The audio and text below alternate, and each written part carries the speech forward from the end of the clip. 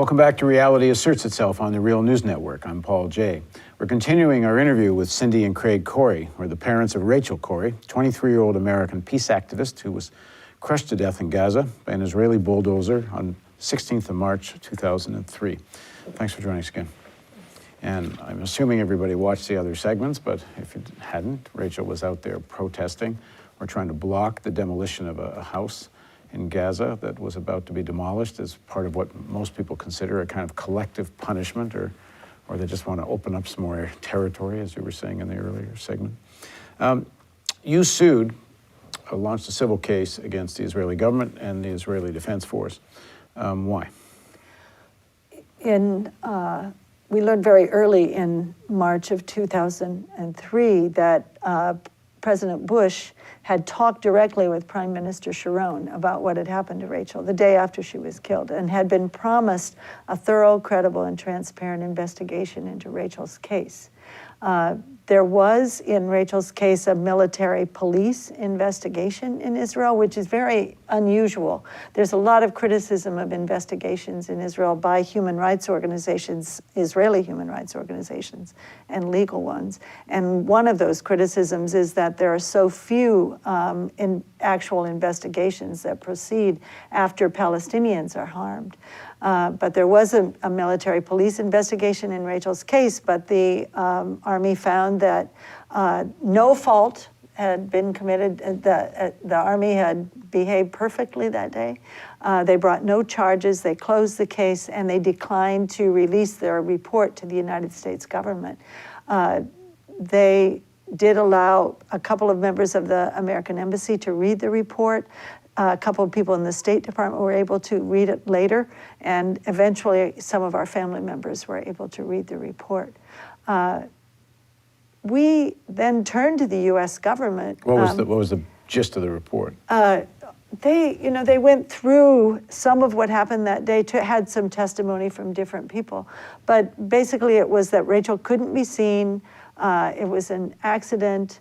The guy driving the bulldozer didn't see her, and he goes over her because of that. And there were two people in the bulldozer. They also did have like some drawings of where people saw her body. An interesting thing about it is that with the two people in the bulldozer, the driver actually indicated that her body is where all the photos show her being, and where the international activist said that she was, and the commander, who was the second person and was to be the set of eyes, an extra set of eyes, and to direct where the bulldozer went.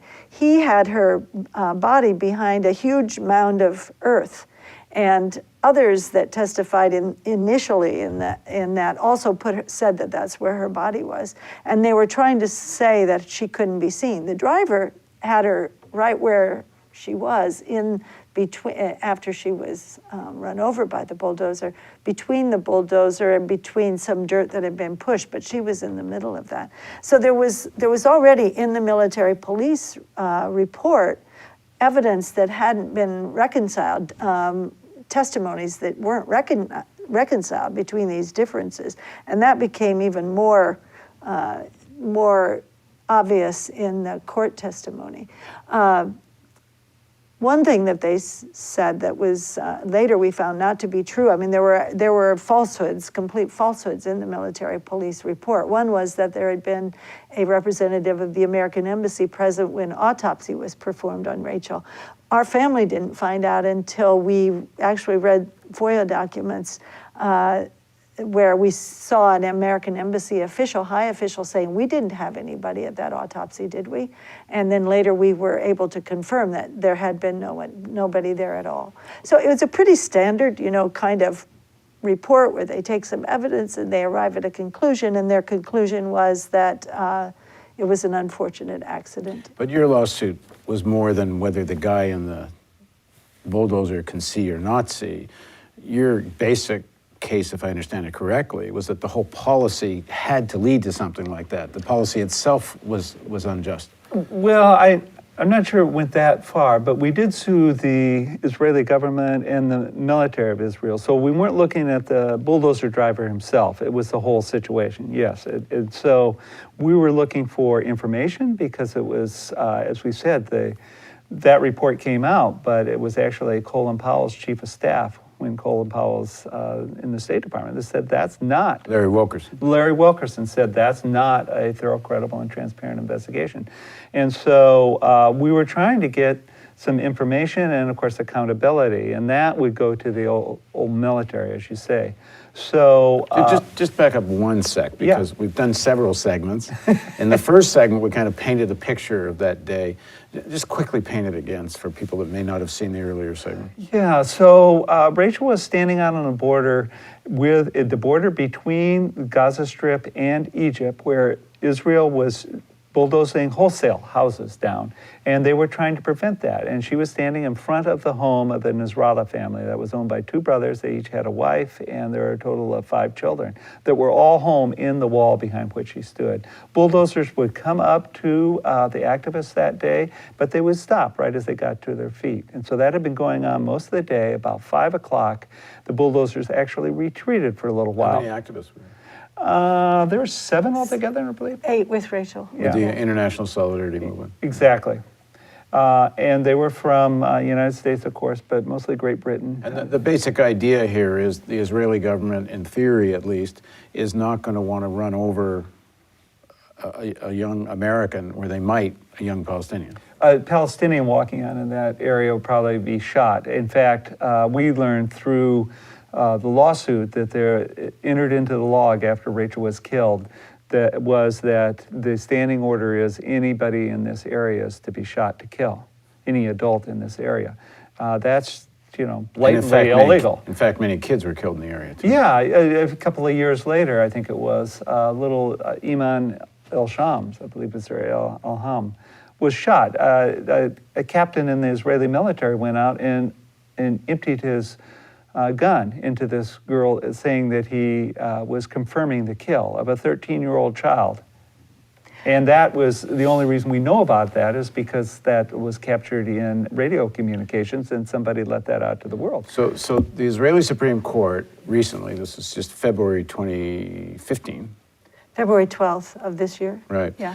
Ruled that your case was turned down by the Supreme Court. It did not overturn a divisional court or district court? District court. District court's decision that essentially this was war, and these things happen in war, and you can't hold the Israeli government or military liable. But what was the argument of your case? I guess we were arguing 2 things. We were saying that she was either intentionally killed or it was negligence. And what was finally determined by the courts is that they didn't really have to think about that, because they said that under Israeli law, you cannot sue the government for what goes on in a war zone.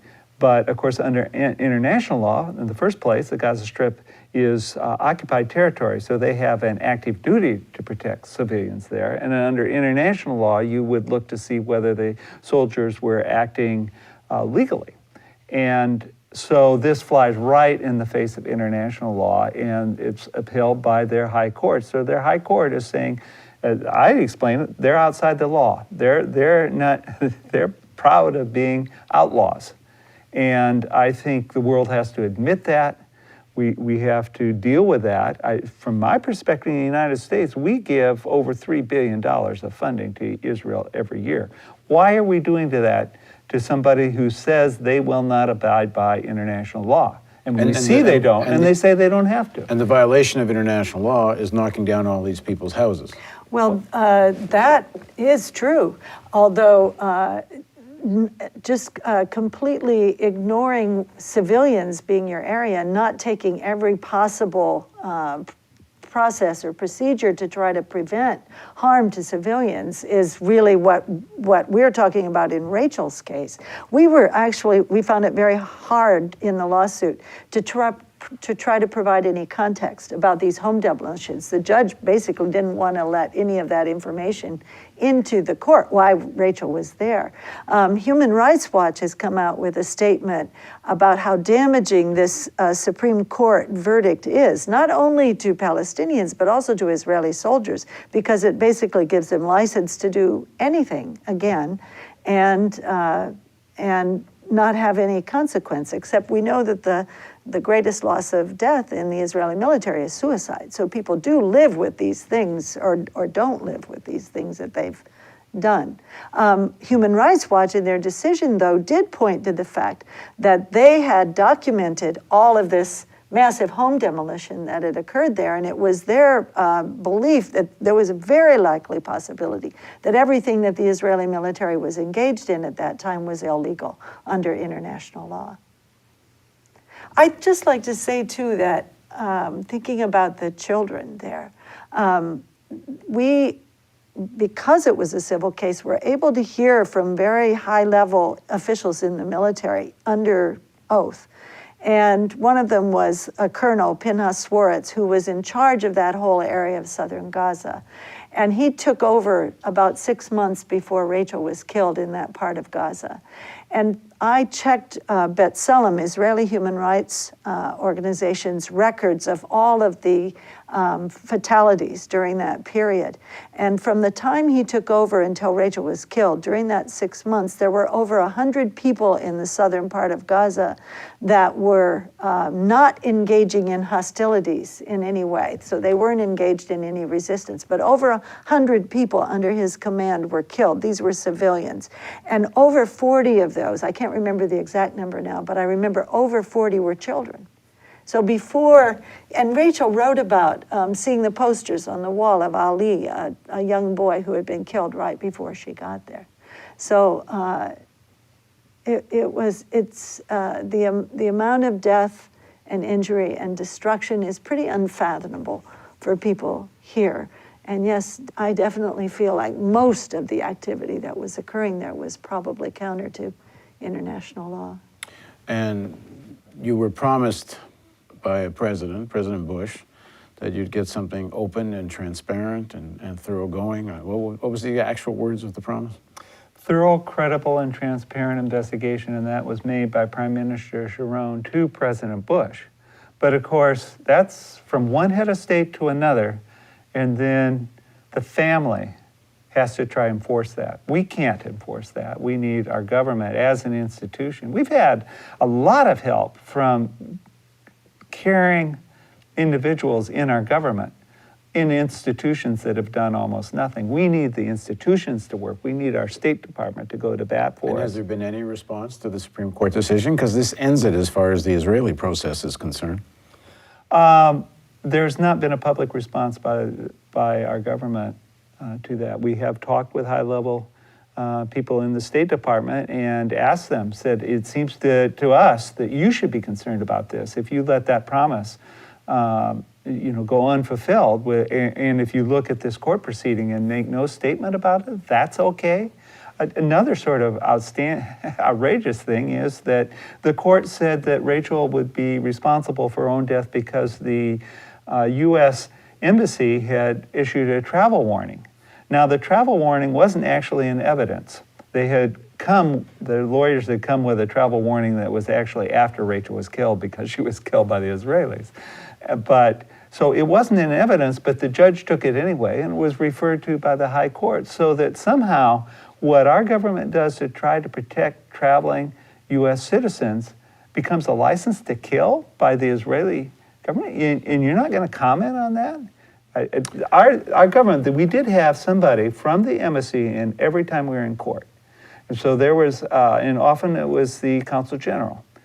And so they've been able to see this as we have over these years. And from the original district court, it's been several years for them to analyze what they saw and come out with it. And it's now been a month since the high court. So I do think that they should be looking at this, should be analyzing it, and they should be coming back with something just as a piece of diplomacy.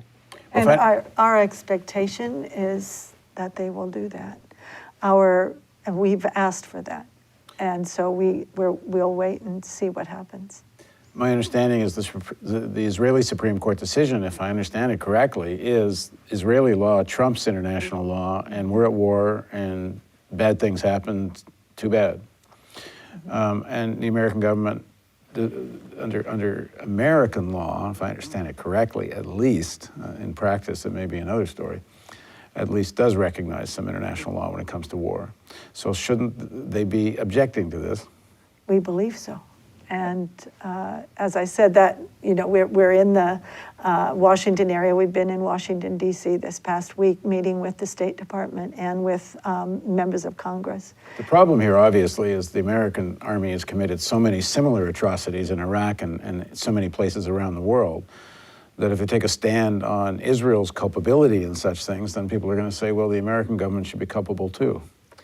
We talked to people in Congress, lawyers in Congress, to say that they are. Now, I don't follow it that much, but they say, if it's an illegal activity, now, you can define that. I understand, but certainly when I was in Vietnam, the oath, I was surprised. I thought when I had to take the oath to get into the military, I'd probably just have my fingers crossed. But it was actually pretty reasonable. It was you were to obey all legal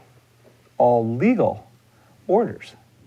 And they were quite serious about that. I mean, I got training on how to identify what's a legal order and what's not. And you'd be held personally responsible if you carried out an illegal order. And that's coming out of Nuremberg.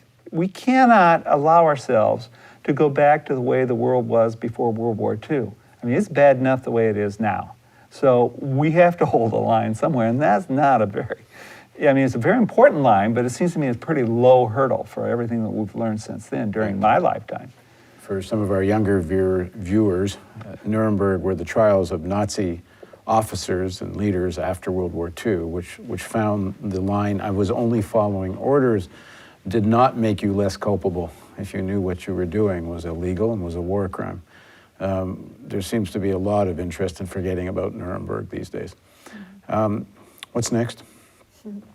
Well, this is one piece, the legal piece is one piece of what we do. So the situation, of course, in Gaza and in the Middle East continues to be really concerning. So there's plenty of work for us to do. We have the Rachel Corrie Foundation for Peace and Justice. We do a lot of education.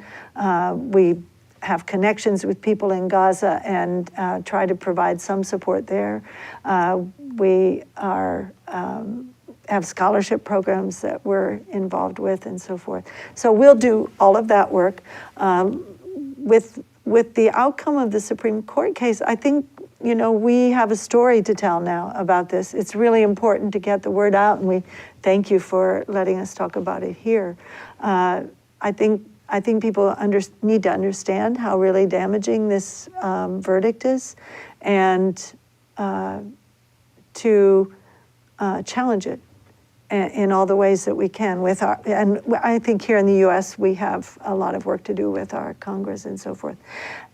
We're not sure about the next steps that we might take beyond this because I think our paths are somewhat limited where we could go. Some people have talked about the International Criminal Court, but we know that with the Palestinians joining, there's a time limitation. I think they'll only go back into 2014 to be able to look at what happened in Gaza.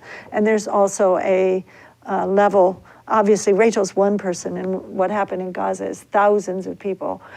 So there's a different level there. So I'm not sure that they can look at it, but we'll look at what our options are. We're in communication with our attorneys, and we'll continue to see what we can do. One way or the other, Rachel's mission will continue to be yours.